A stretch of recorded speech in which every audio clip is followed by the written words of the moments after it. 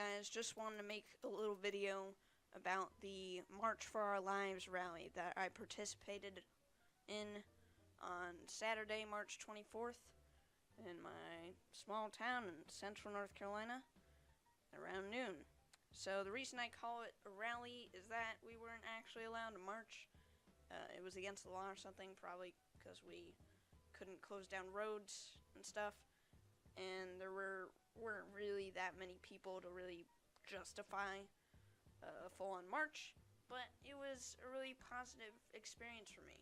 I'm glad I went there to support all these kids. Yeah, pretty much we just gathered in a plaza and just stood there and listened to people talk. And it was great. A lot of speeches were very good. A lot of them from students, a lot of them from adults. A variety of different voices, even some religious speeches that were okay. Some of them deviated from the point. I was like, okay guys, we don't need to get preachy about,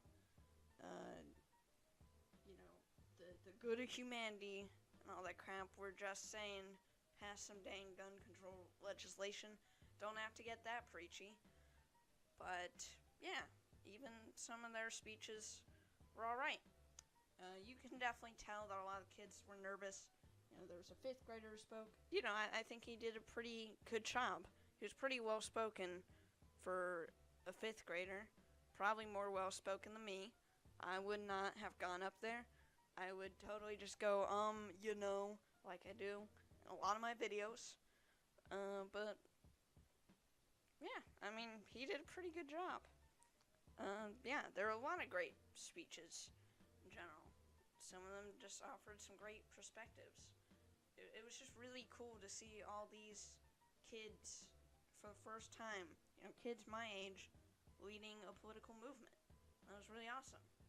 And, a lot of the adults there were just acting as their allies rather than trying to speak for them, which was just awesome. I think an equal amount or so of adults and students spoke, which was just awesome, How fitting that the victim of a lot of these, instigating events, the school shootings and stuff, are the ones to really champion this whole movement. It's just cool, since a lot of the adults just wouldn't speak up. But now, with this whole Parkland thing, I think it just finally got in people's heads. A little long overdue, I'll admit. But, yeah, I'm glad it's happening now. It's better now than never. So, yeah. That's not how that works. It's better late than never, okay? Well, I just don't make any sense today. Anyway, I just want to highlight a few of the sad speeches. There's this one guy that said he was shot in 1985 in a bank robbery and it left his arm hanging by a thread and went to several doctors, couldn't get it fixed. That was quite heartbreaking to hear. He almost lost his arm in this bank robbery. And all goes to show that a lot of people who shouldn't have guns are getting guns. I don't think this applies to every single situation. There's always gonna be crazies out there. Shootings aren't gonna stop forever, and banning guns, that's not really gonna stop that either. And there were some people that are arguing for banning guns. I just ignored them. That's a little, yeah, that's quite much. Other than that, there was a speaker who said that her 2 sons were killed in a shooting, which was really sad. There were a lot of people of color that were sort of bringing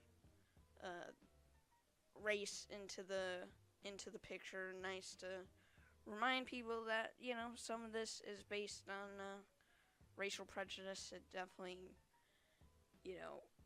affects a lot of black people disproportionately. So it's cool to add some new voices and perspectives to the point. And yeah, that was really sad to listen to. She was really breaking up in tears, and I think a lot of people in the audience were really affected by it.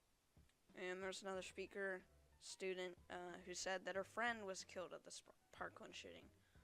Like, school shootings are very infrequent, but they've they still happen too frequently, way too frequently, than they should. And that's, gun control would definitely decrease the amount of school shootings we have.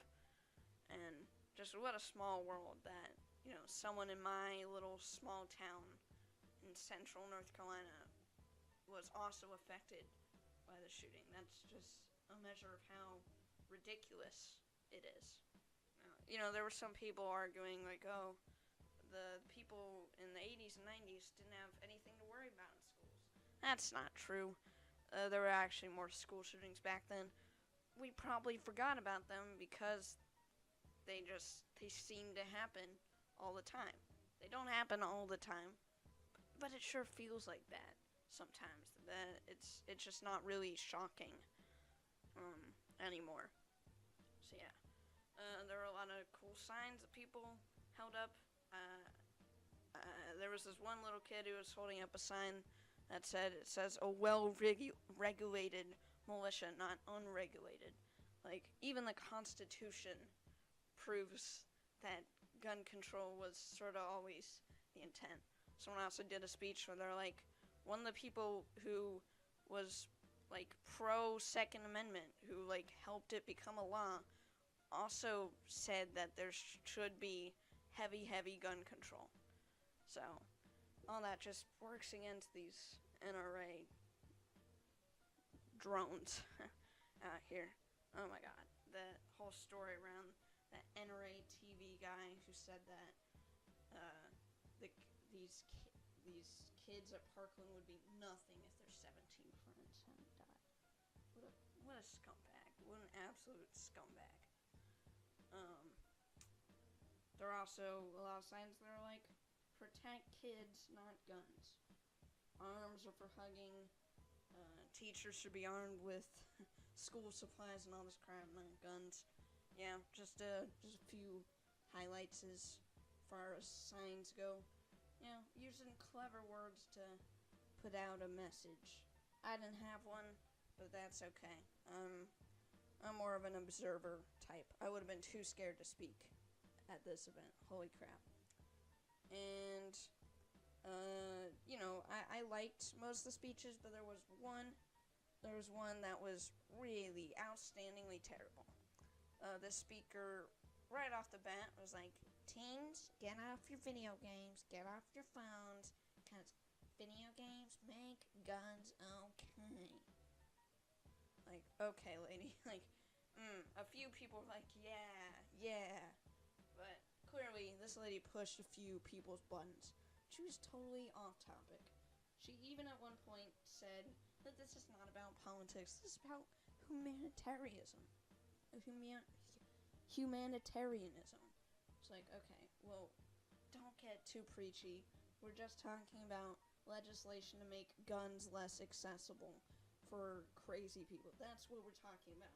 We're not talking about making humanity more kind, peace, and all this crap, conforming to your version of morality. We're not doing any of that. We're just saying, hey, guess what? We kind of don't want school shootings all the time. Is that okay? Like, it was totally dumb and crazy. She started to read from the Dalai Lama, and there was a quote, genius quote. This is what really set some people off. It was just so bizarre. She said, whether you're a Democrat, Republican, or Chinese, you know right from wrong.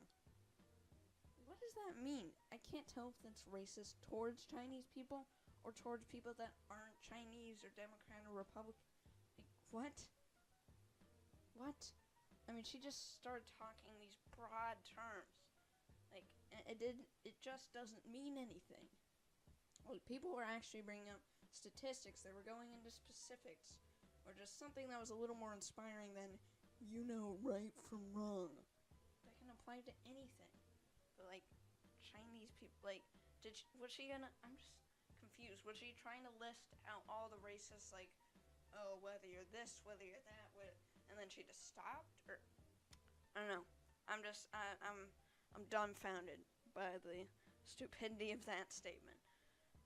But anyway, other than that, there was a politician that came on after her. It was a city council member, and she negated the point that it wasn't political, and just the rest of her speech was fantastic and proved she is genuine and actually cares about the issues, isn't just trying to secure people's votes and get hip with the young people. She actually cared, which was so refreshing. And then there was this other politician who just started. I couldn't really tell what he was saying, but he was just saying a bunch of broad crap, and like he was anti-gun control, but he was already in office on something, or he was running for something. I don't know, but people booed him off because it was like, "What are you gonna do? What are you gonna do?" And they were like, oh, "He's not saying anything. Let's get him out of here." So he was just silent after they started asking him that, and I think he just ran off stage. It was like a stool. So anyway, guys, that will do it for the little March story video. Let me know if you guys marched in the comments down below. Tell me the story of your experiences, good speeches, bad speeches, all of that down in the comments. Leave a like on this video if you enjoyed, subscribe if you like my other content for some reason, and as always, I will see you next video, and mighty roar. Man, you really have to get in the mood for these